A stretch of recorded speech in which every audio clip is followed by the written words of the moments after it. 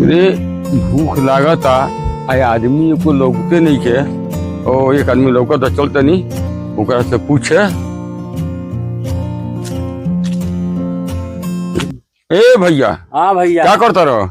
अरे बगीचा का रखवाली करता नहीं। तो हमरो भूख लागल बा, सुन लो। हाँ। देखो तनी हमरो बगीचा और ताकत कैले रही हो तो हम खाना वाना खा के आओ तनी। ठीक बा जाए।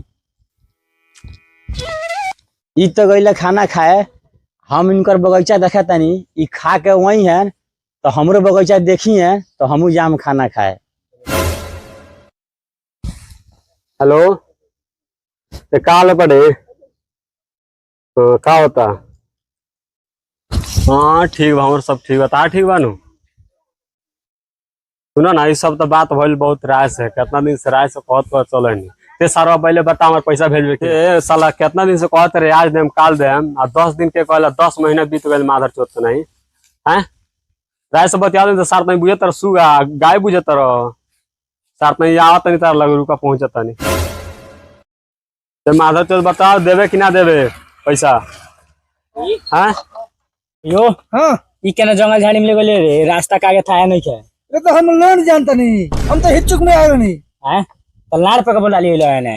हो जा देखो तो बतिया होता है वो से पूछ। हां भाई ओ भाई यार तुम ढेर बोलते हो साथ में नहीं का समझ में माधर तो ढेर बोलता रहो हैं। ए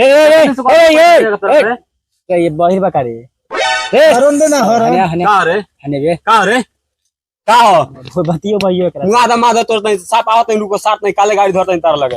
ए भैया भाई नानी के घर चल लिया नहीं के। आई नानी घर जाए बड़ा चल। तोर नानी के घर तोर नाना घर लाने जानता हमार। जल्दी भेज माधर चोत नहीं पैसा जो और जो पूछ ले वो कितना हार्ड लइका बा उस सरवा नानी महीने एक क देता जो। देखो तो रे सारा कितना हार्ड लइका बारे उ। हां पूरा सोजले लइका बना।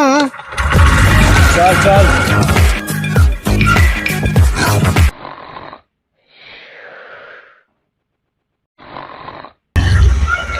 यो अब क्या करे पूछा जा।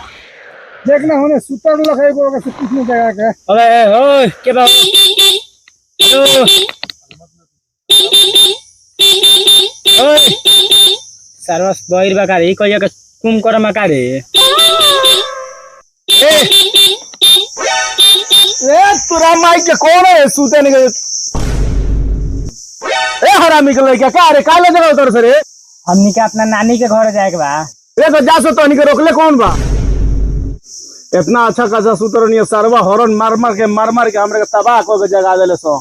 भई रे हां ओकरा से पूछने सन तो दाई में तारी एक कदलक हां आई नानी में तारी एक कदलक जानत रे लागत लख एकरे बेटा उरो लखवे वो झोटी आइले बोलत ल यो झोटी आइले बोलत टे।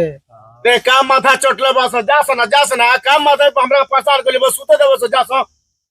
चल साला घामा में तो पकवाई दिला अब तो चुप चल रही है हम पूछें ठीक बा।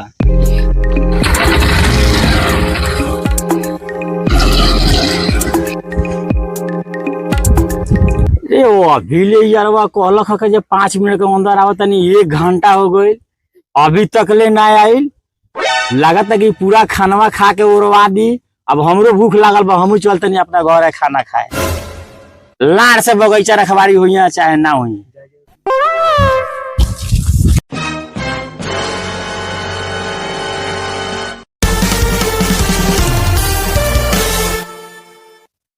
काहो भाई 5 मिनट में तू आवे वाला रहा 2 घंटा पे आवता। हाथ बनी आई को छिपा खैला हो भाई? ए ज्यादा हम ना खानी 8-9 छिपा खैनी। बाप रे 8-9 छिपा खैले बा। सरवा कहता कि जे तनी सुख हम खाना खानी। हाँ भाई अब तू जा घरे खाए, अब हम जाते नहीं बगीचा रखवारी करे। ठीक बा हम जाता नहीं। जा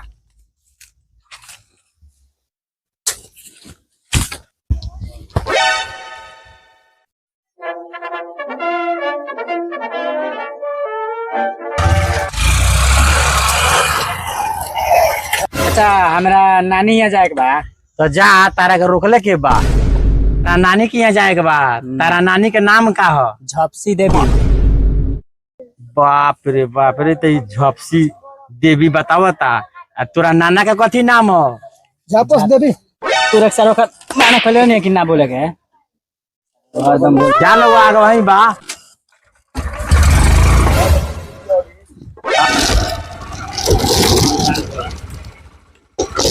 चढ़ाओ ना तो आँख से नहीं कर गाड़ी से तो सर लोग नहीं गिरे इतना बड़ा का रोड में पर चढ़ी चका उठाओ चढ़ाओ चल चला उतर चढ़ाओ और टांग के चढ़ा साला तने उतर ना उतर साला ही है चल तो साला ठीक से चढ़ा रे सर भाई खोले नहीं का रे रे सर फिर पीछे ही आ गए बहुत ठीक से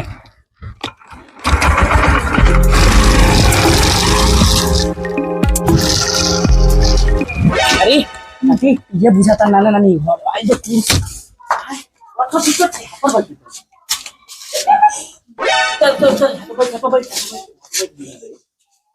आ तो हार्ड बन ए बाबू देखबा दुआरा पर कौन हाला करता रहता ठीक बात देखा तभी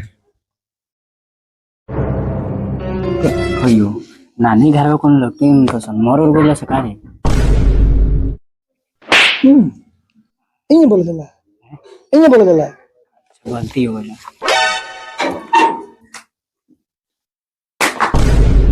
कौन साला हो सर तनी के आई बा तो साला तनी के पीठा पर हमरा घर ले पुग गेलस तनी के तोर घर ई तो हमरा नानी घर हो तो ई तोरा नानी के घर है हमार घर है हम कुछ नहीं जानते हम बचपन में आए में देखनी हो नानी घर ये हवे ई तोरा नानी के घर है तोरा नानी का नाम कौन छी है झपसी देवी बाप रे बा रे बहुत हार्ड नाम बा रे ए हम कौन जब से हंसी के नहीं जान उड़ा साला उड़ता साला हमारा नानी हट चल ना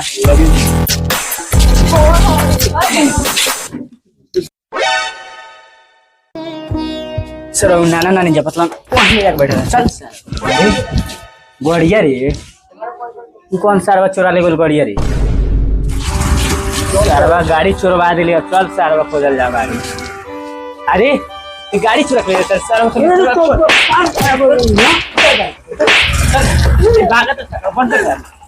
पान खाए गई सारवा हमार गाड़ी अपना बाप के ले गई नहीं खिसियाता है बड़ा बढ़िया में चबिया तो लोग से कहनी है कि तनी पान खा के आ जाता नहीं पान का मन मारना खाई तर गाड़ी पर जल्दी चल तो अपना खींच वाल है सारवा लिया के कहाँ में घुमा के गाड़ी चोरा रहा बाबू गाड़ फाड़ दियन चलो सर नानी यहाँ जाइयो दही चिड़ा खाए बैठ सारवा अभी ताकत रे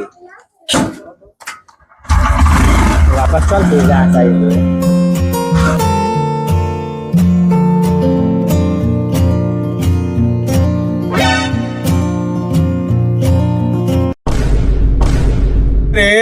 अभी तो घूमते बड़ा सो तो के नाना नानी घर ना मिलो आँखों में टाइम लगा के बैठल बड़ा मिल रही तो इमा आती सो अच्छा तो तनी के नानी के नाम कथी हो झपसी देवी हाय बा रे हमरे घरे आइल बड़ा सो का रे हम उनकर बेटा हई आई बा मामा हुन का सर्व प्रणाम कर प्रणाम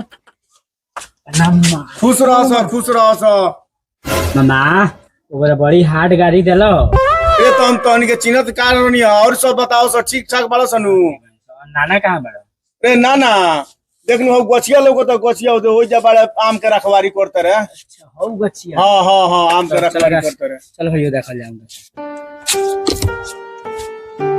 बाप रे बाप ई तो कह जे हाथ ना करियो नहीं तो हमरे घर के बारे सरे दादा कोई बेर से आइल बानी बगीचा में बैठल बानी आ चारू ओरिया ताकत नहीं एको गो माल हमरा ने घिसो लगो बगीचा में ना ये तो बड़ी बात है दे प्रणाम नाना खुश रहो बाबू खुश रहो हां खोजते साप आइल बन सोने से बहुत साला ही भुलवा दल लखटा वो तो हम यही बगीचा में रही ने बगीचा में घर भेटाते ना लखटा कहता खाली नानी घर जाए खोजते रहो सारा घर भेटेबे ना अरे होई कौन सरवा रे अरे रावण खानदान खनिया बुझाता है हाथ तो दाढ़ी या मूछ बढ़ा के रखले बा बुझाता कि सुपनेखिया के भाई हो और सब नाना बताओ तो सब ठीक बा कैसे आ गइल वो सो ना हमनी के जाता नहीं ए रुको सन मन जासन अरे रुको सन ना हमनी के जाता नहीं अरे रुको सन रे मन जासन ना हमनी के जाता नहीं ए रुको सन अब सरवा ना रुकबो सो तो जासन सरवा